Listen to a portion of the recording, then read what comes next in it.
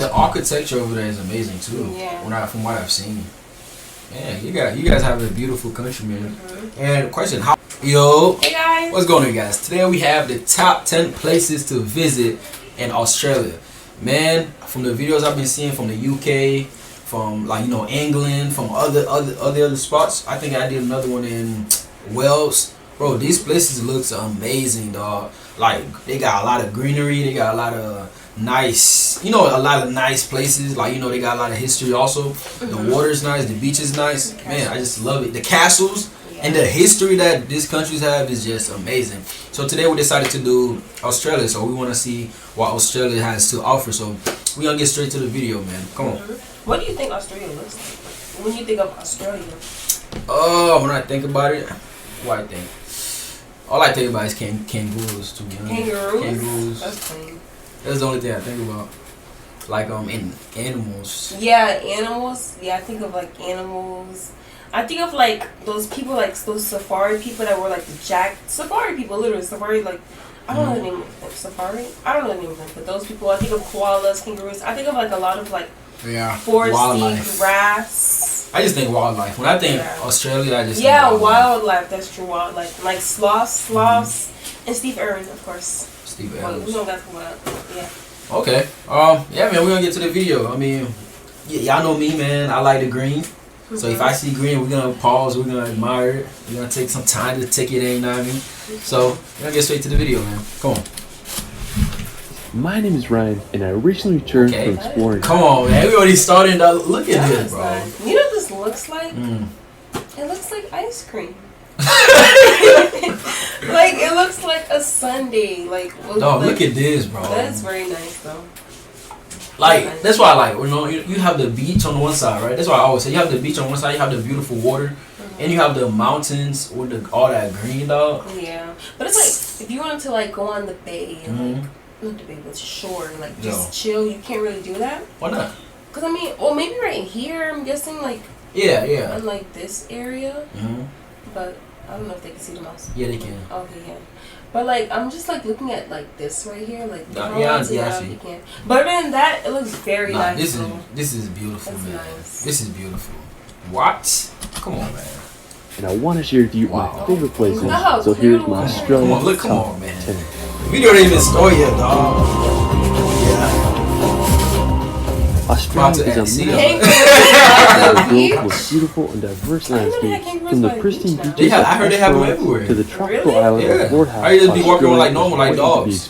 Like normal. It starts video off on Tasmania. That's what I heard. Again, tell me in the comments if I'm wrong. Australia's southeast coast. Tasmania is an island home to some of the country's best nature and wildlife. I spent a few days road Tasmania, and I was blown away by the beauty of this place. One of the main reasons I wanted to come here was to visit Cradle Mountain. It's located in the Central Highlands of Tasmania, and the area is part of Cradle Mountain Lake St. Clair National Park, and it's home to some of the most beautiful scenery in Tasmania. What really drew me to the area is the wombats. They're the cutest animals I've ever seen, and there was this place called Ronnie Creek where you could go on these raised walkways, and we saw at least 20 wombats. I mean, it was so peaceful to hear them munch on the grass. I mean, talk about nature ASMR. Now, another incredible place in Tasmania is Cape Way. Located on the Tasman Peninsula, Cape Way is home to some of the tallest sea cliffs in the southern hemisphere. Is the fact that this stuff, nobody built them. Yeah. It's like they just happen to grow like that. I mean, it was built by somebody. I mean, of course, God, of course. But I'm saying, like, no human. It's not like, we're gonna come together and build this stuff. Yeah. That's interesting. Oh, I bet you they're gonna show. I don't know if that's there. You know the three heads, Easter Island. I don't know if that's in Australia, actually. I could be wrong. I don't know. I have no idea. Reach it by a 10-kilometer hike, but we decided to take a boat tour out to Cape Way. It took us about an hour to get there, and the views along the way were amazing. Once we reached Cape Way, I was just amazed by the size of the rocks and sea cliffs. It was such a spectacular area. After, we're going to head to the mainland to visit Western Australia. Before I came to Australia, I thought it would be feasible to road trip across the country in a day or two until I realized it was a 40-hour drive from Sydney. The 4-hour flight is definitely a faster option, but if you want to do a week or two road trip, it would be an incredible drive. Now, the capital of Western Australia is Perth, which is the 4th most populous city in the country. What I particularly liked about Western Australia is its coastline. The beaches are home to white sands, crystal clear waters, and kangaroos just chilling on the beaches. The area around Esperance is particularly beautiful. Look at the water though. Yeah. Kangaroos just chilling on the beaches. The area. Look how blue, and not even blue, look how clear it is. I want to go surfing so bad. Surfing? Yeah. Well, I want to learn how to surf, obviously. This is beautiful, dog. Around Esperance is particularly beautiful. It's home to some of the whitest sand in Australia and the world. Man, I can't believe the beauty of this place. Now, special thanks to my friend Tom for sharing his footage of Esperance. He makes great videos of Australia, and I'll link his channel in the description. Any of you guys that's watching ever been attacked by a kangaroo? Come on, man, drop it in the comments. You can check them out. One of my favorite beaches in Esperance is Twilight Beach. It's located 10 minutes outside the town of Esperance, and it has this massive rock just off the coast that is popular for some cliff jumping. Another beautiful place in the area is Cape Le Grand. It's a pristine coastline home to these untouched beaches, and maybe you'll see some kangaroos roaming around. After, we're going to head into Australia Centre to visit the Outback. And when you look at Australia from space, you'll notice that basically all the cities are on the coast, but the interior of the country is an orange, desolate landscape with hardly anyone living there, and that's the Outback. The most iconic landmark in the Outback is Uluru, or Ayers Rock.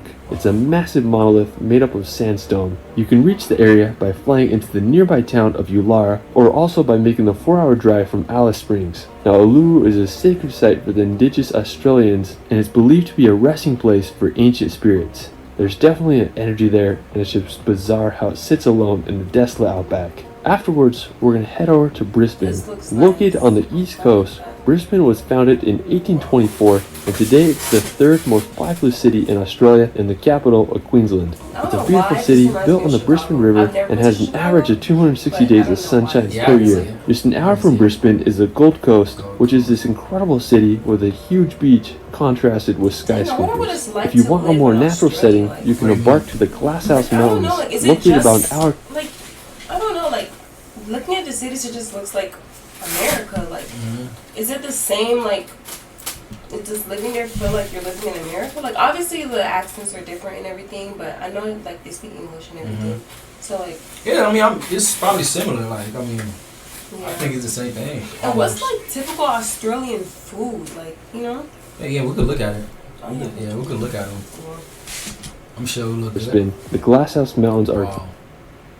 Come on. Wait, question. Do you guys get a lot of rain? I know it rains a lot in the UK, all of that, but do you guys get a lot of rain also? Again, drop in the comments.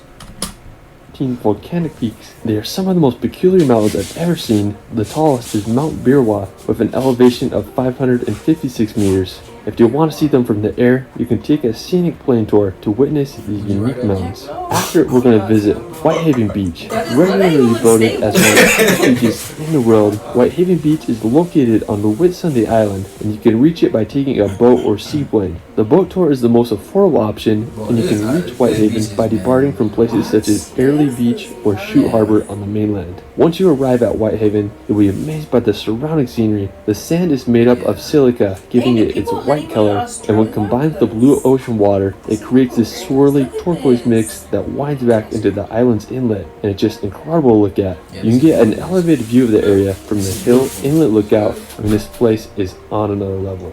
Another incredible destination on the nearby mainland is Cape Hillsborough National Park. Now, when I imagine Australia, kangaroos on the beach always sit on their tails. Really? Yeah. When they be fighting people, they just be standing on the tail and just use both of their all four of their arms and legs or whatever.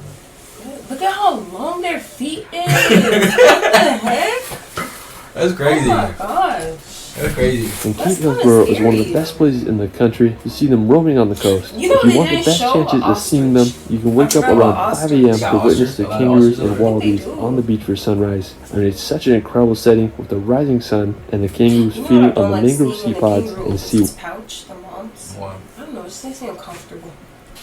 After, we're going to head back to the ocean to visit probably one of the most famous places in Australia, the Great Barrier Reef. Like a heart. It's located in the northeastern coast of Australia, places in Australia. Oh yeah, it does look like a heart. I can see it. The Great Barrier Reef. It's located in the northeastern coast of Australia, and it's the biggest reef system in the world, stretching over 2,300 kilometers. It can be seen from space and is the world's largest structure made by living organisms. It's easy to see why it's one of the 7 natural wonders of the world. It's home to over 10% of all the ocean's fish species, and there's also plenty of whales and sharks. I mean, it would be a dream to scuba dive here one day. A potential city to access the Great Barrier Reef from is Cairns. It's located near some of the most prime coral reefs and islands of the Great Barrier Reef, and you can reach it by taking a 40-minute boat ride from Cairns. Afterwards, we're going to head up north to visit the Daintree Rainforest. Located about a 3 hours drive from Cairns, the Daintree Rainforest is a combination of massive mountains. Wow. I've just seen too many people with their. I be watching shows where people get stuck in the rainforest or like the Grand Canyon,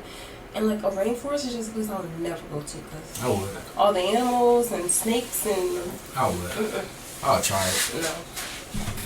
Especially like in Brazil? Beaches and possibly the oldest rainforest in the world, which began over 110 million years ago. The rainforest is home to animals such as the southern cassowary, and I particularly like the area around Cape Tribulation. I mean, it's just so scenic with mountains covered in lush vegetation. It's definitely one of my favorite places in Australia when it comes to natural beauty. After, we're going to head back to Australia's cities to visit Sydney. Located on the southeast coast, Sydney was founded back in 1788 as a British penal colony, and today it's the most populous city in Australia with around 5 million people. Yeah, I mean, the architecture over there is amazing too, from what I've seen.